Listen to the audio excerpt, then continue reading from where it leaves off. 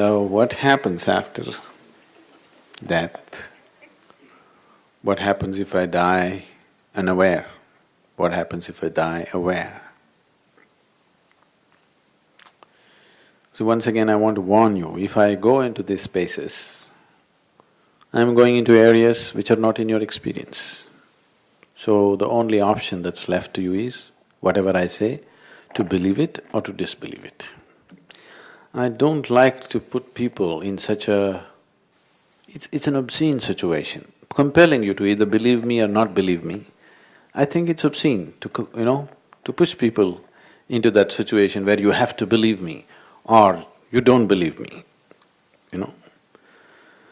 It is the same situation as you're with me or against me.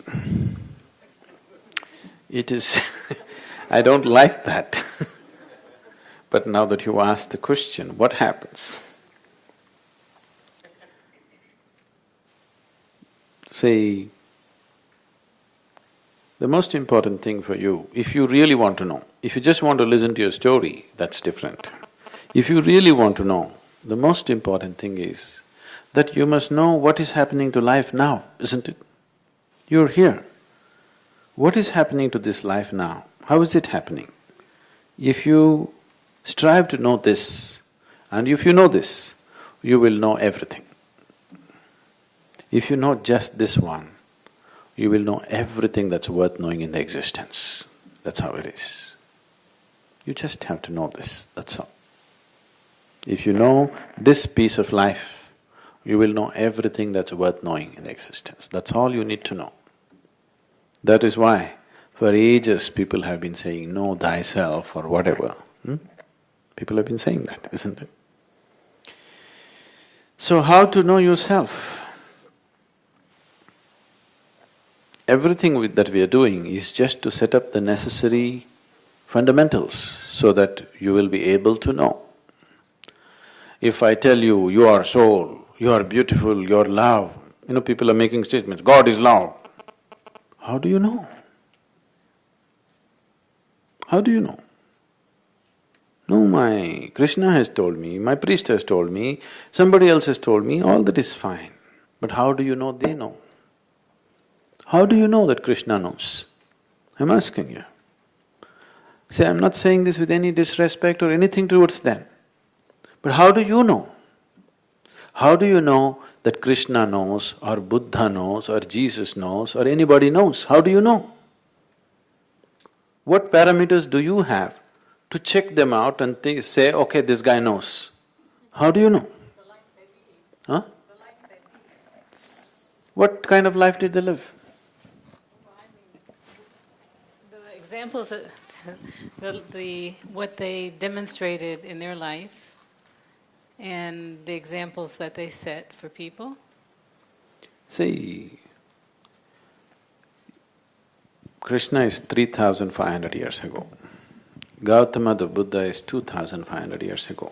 Jesus is 2,000 years ago. That's a lot of time. People, whether a Jesus or a Buddha or Krishna, these people lived wonderful lives, there's no question about it. But how do you know what they're saying is the truth? What have you got in you to tell you that? Now, I will tell you, love is God. You feel little love in your heart, you feel wonderful. So you think, I know God? No. It's a wrong conclusion you're making.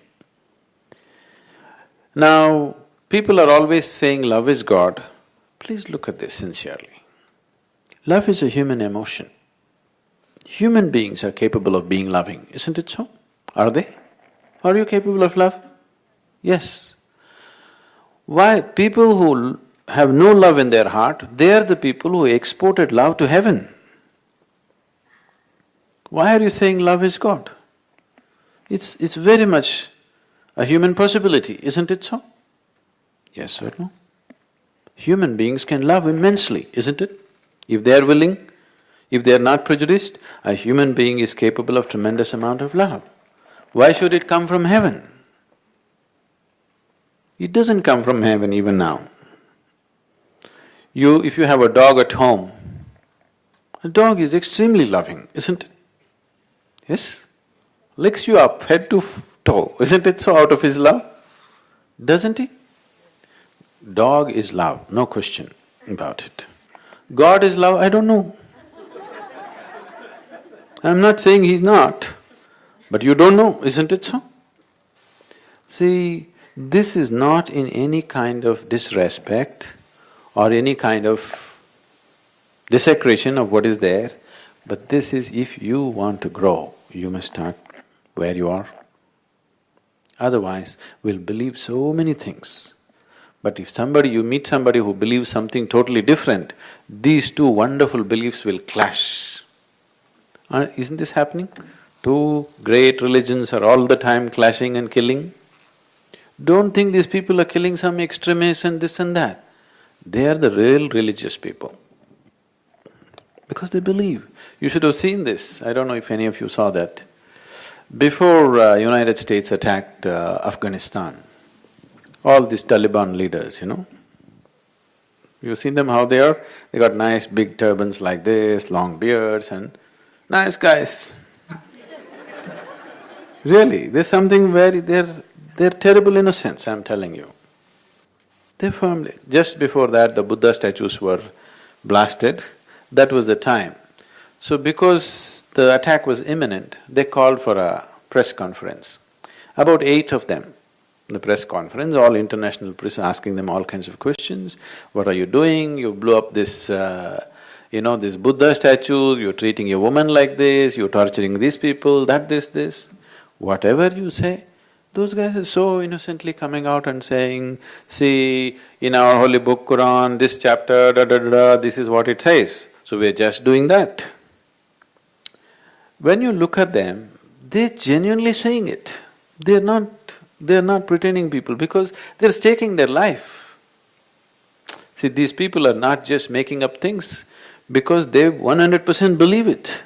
Otherwise, why would they stake their lives, isn't it? Isn't it so? Why would any man stake his life for something that doesn't mean anything to him? It means a lot to them, they firmly believe this is it. But you think it's utter nonsense, isn't it?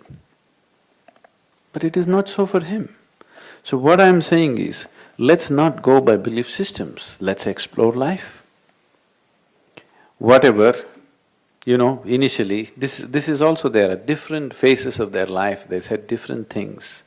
And out of context, it can mean many things which are completely out. Initially, during the marketing phase of his life, Jesus talked about taking everybody to heaven. Said, my God is in heaven, my Father in heaven, I'll take you there and this and that. Once sufficient number of people got interested, he said, the kingdom of God is within you. Yes? Yes or no? He did, right? He turned around and he said, the kingdom of God is within you. Everybody was thinking he's going to take them up somewhere. But he turned around and said, the kingdom of God is within you. If it's within you, all you need is a method and a way to turn inward, isn't it? Not about going somewhere.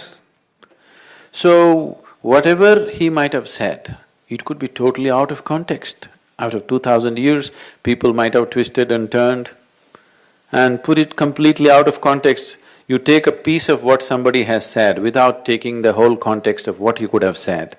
It could be completely meaning something else, and it can always happen to everything that everybody has said. So they lived wonderful lives, no question about that. But still, in your experience, still you know, it is still a story, isn't it? Yes? A beautiful story, an inspiring story, but still a story. Stories can entertain you, stories can inspire you, stories cannot deliver you. Only if you turn inward, if you find your kingdom of God, only then it delivers you, not otherwise. For more on Sadhguru, visit www.ishafoundation.org.